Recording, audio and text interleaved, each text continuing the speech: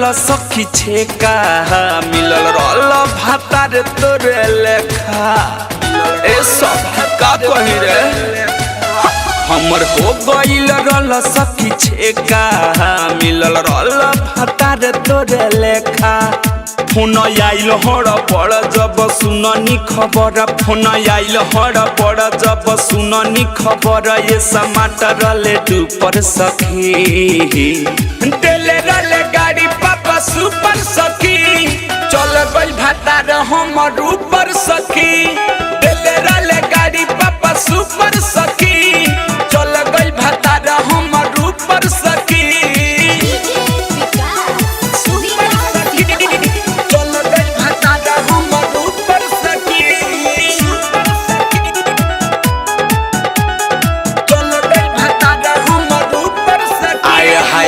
पहले सुहाग हमर बुत गइल सखी बनल जोड़ी हमर छूट गइल सखी लागत रल पूरा हीरो के जैसन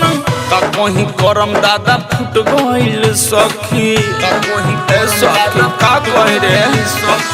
पहले सुहाग हमर बुत गइल सखी बनल जोड़ी हमर छूट गइल सखी लागत रल पूरा हीरो के जैसन का कहीं करम दादा फूट गइल सखी रल नियत के साफ आई बाप रे बाप रल नियत के साफ आई बाप रे बाप केहू कहे नहीं लो पर सखी तेले रले गाड़ी पापा सुपर सखी चल गइल भातार हमर ऊपर सखी तेले रले गाड़ी पापा सुपर सखी चल गइल भातार हमर ऊपर सखी।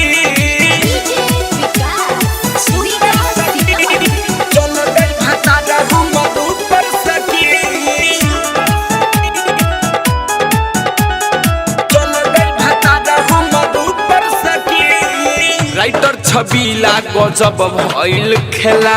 कबो ना मिली असुकयल बेला